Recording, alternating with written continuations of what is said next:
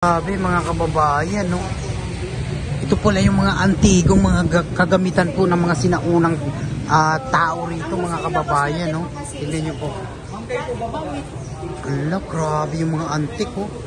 Mga kababayan, no? Ano ba to?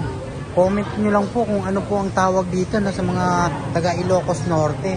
No, ito alam po panghuli yata ng isda ito eh. Oo. Parang bubo yata ito. Tapos ito pa. Mga kababayan, di ba? Oo nga, ito yung mga panghuli ng isda. Yan yung panghuli ng isda, di ba? Anong tawag niyan dito sa Ilocano? Hindi ko na matanda. Patay tayo dyan sa iyo. Ayun, may fishnet din, oh. Mga kababayan, mga antigo, oh. Di ba? Mga antigo po yung mga Kuribot. Ah, ito yung kurikot-kot.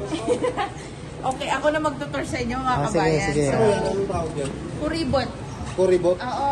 Lalagyan na ng mga prutas. Hindi, lalagyan ng mga prutas at the same time yung tinatanim na Palay. palay. Yung tinatanim na palay. So, this is the kuribot. Ano? Kuribot. Kuribot. Kuripot, pero kuribot. May mga ano din, oh. Ano? Ayan, burnay. Burnay. Kung Burnay. nagpe-ferment sila ng mga suka, ito ang gamit. Okay. Diyan nila piniperment. Pinipreserve nila dyan. Pinipreserve nila mga bagoong, ganyan.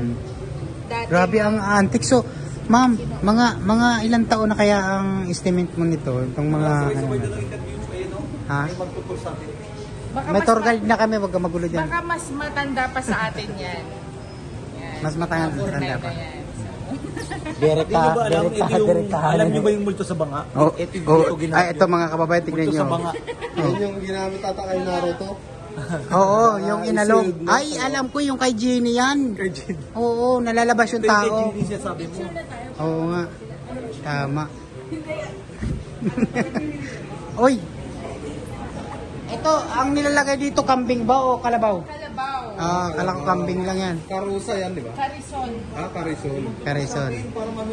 Ayan mga kababayan. Mga antik talaga to, no? Taong ano pa yata to? Taong panahon pa ng Kastila, mga kababayan. Okay. Grabe, oh. Mga antik talaga, oh. Tignan niyo po yung mga gawa po sa mga sa mga damo, no? Ewan ko kung anong tawag dito. I-comment nyo lang po yan, mga kababayan. So may mga alam po dyan. Yan, comment nyo lang po yan, mga kababayan. No? Dahil hindi po natin alam, para malaman natin. Diba? Oh, ito po yung tulay ng Pagudpud yata to, na bro? Ayan, basahin mo. Saan ba yan? Helbert Bridge. Ayan, 1914 pa pala ito. Grabe. Ayan, no? Grabe yung mga antigo. Nakaka-miss kayo. Balat kaya ito? Ay, yung sinaunang timbangan. Anong balat kaya yan, no? May sinauna pang timbangan, no? Di ba? Ito yung sinaunang timbangan. Nabutan ko rin to sa kopra. Oo. Timbangan, hindi lang kopra, pati yung yung bigas. Oh, ito pa may mga itak, yung mga sinaunang. Oo. Ito paano ba yan? Palo-palo. Oo, ano yan? Yung pampalo sa damit. Oh, pag matigas ang ulo mo, pinapalo. Oh, pwede rin pamalo sa lola. Bayan. Ay, itong isa, ano to? Pala-pala. Yan, pala-pala.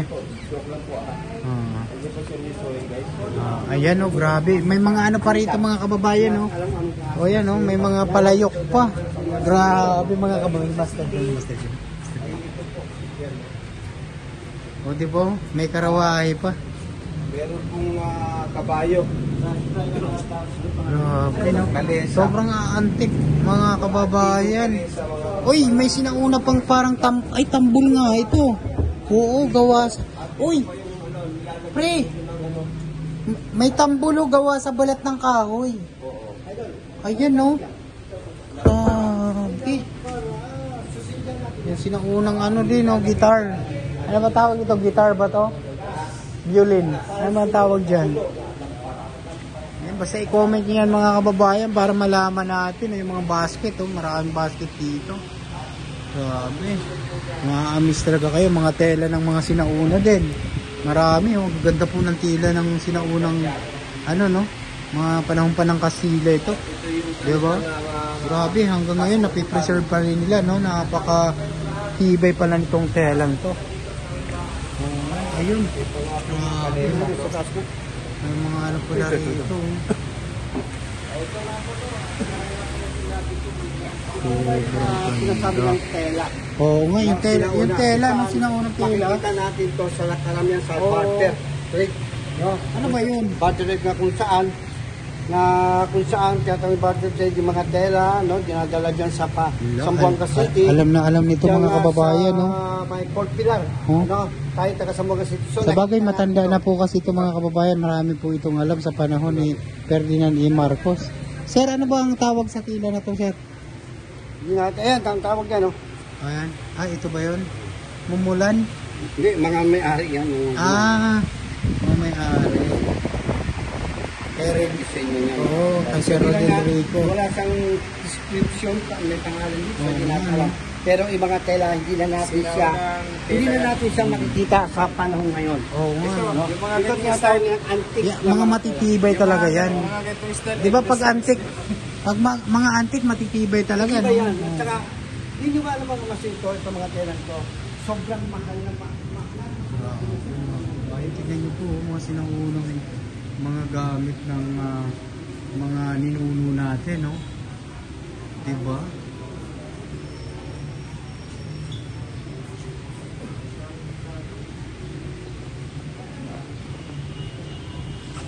Okay. Sobrang dami. Sir, ano pong tawag dito? Olnas po. Olnas. Parang pang ano sa kalabaw. Yung Sa kalabaw din po ito. Iniila ng kalabaw. Kinakargahan ng mais. Kinakarga ng mga mais, bigas, Palay. palay. Oh. Ibang klase sa kanila bro, no? Ito naman yung bayo ng... Oo nga. May Ngayon, bayo. sa panahon, Sinaunang may panahon. bigas ka na pag yan nagamit. Oo nga. Sarap niya, no? Yung ganyan mga sinaunang gamit. Talagang sasabi po ninyo na ano, native talaga ang ano, mga sinaunang gamit.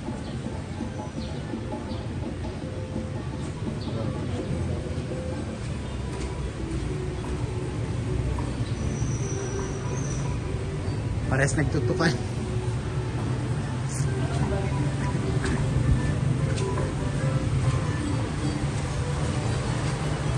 Yung mga sinaunang ano, mga kababayan, no?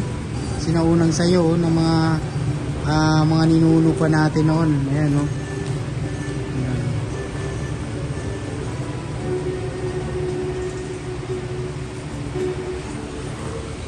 Yung sinaunang sayaw pa po yan, no? Yes po. Oo. Sa mga ganyang sayaw, hindi naman typical na ano, mga ganyang sayaw po mapapanood po bukas po ng gabi po. Okay. Kasi Bukas for ng gabi. every town po kasi ng Ilocos Norte, meron siyang tinatawag na mga festival po. So ang Lawag City is ang Pamulinawin So Festival. maglalaban-laban Oo, po. maglalaban po. So we have the 21 municipalities and 2 cities po. Wow. na Saan po contingent. gaganapin? Doon po sa Marcos Stadium po.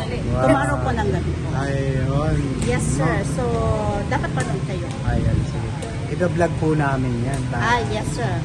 Sana dito rin kayo ng Pamulinawin Festival ng Lawag City. Ano naman po yun? Yun din po, mga dances po, na yung street dance competition po. Okay. Pero every barangay naman siya ng Lawag Okay. City.